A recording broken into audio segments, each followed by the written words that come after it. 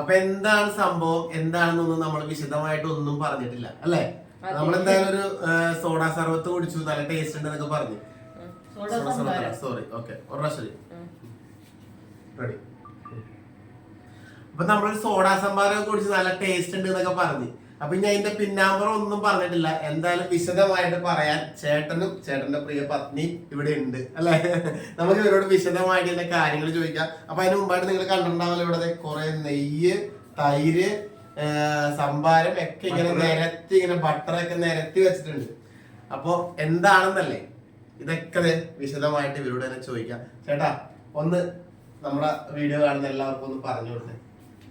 ഇതിപ്പോ നമ്മള് സ്വന്തമായിട്ട് ഇവിടെ വളർത്തുന്ന പശുക്കളിൽ നിന്ന് സംഭവിക്കുന്ന പാല് അത്യാവശ്യം വീട്ടുകാർക്ക് കൊടുത്തു കഴിഞ്ഞിട്ട് ബാക്കിയുള്ള പാല് ഞങ്ങളിവിടെ പ്രോസസ്സ് ചെയ്ത് വളരെ നല്ല രീതിയിൽ തന്നെ, അത് കൂടുതലും മെഷീനറികളൊന്നും ഉപയോഗിക്കാതെ പരമ്പരാഗത രീതിയിൽ എങ്ങനെ ചെയ്തിരുന്നു അതേ രീതിയിൽ തന്നെയാണ് ഇപ്പോൾ നമ്മൾ പാല് തിളപ്പിച്ച് ഉറയൊഴിച്ച് ആ ഉറ കലക്കിയാണ് ഞങ്ങളിവിടെ നെയ്യ്, വെണ്ണ ഉണ്ടാക്കുന്നത്. ആ വെണ്ണ ഒരുക്കിയാണ് നെയ്യ് ഉണ്ടാക്കുന്നത്.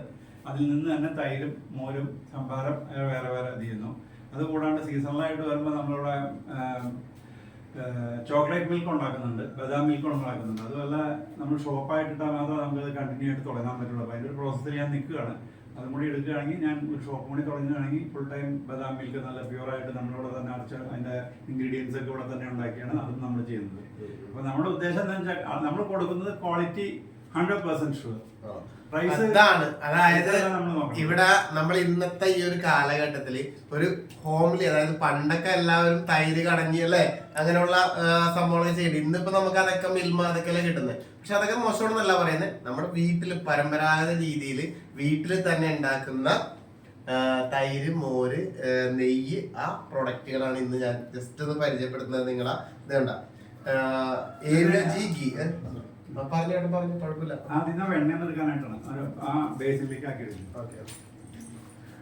AVG ഗീ കേട്ടാ. വിഷ്ണു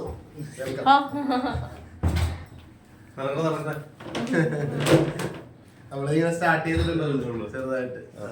വിഷ്ണു ഒരു കാര്യം ചെയ്യാം, ക്യാമറ വിഷ്ണു കൊടുക്കാം. നിനക്ക് നിൽക്കാം.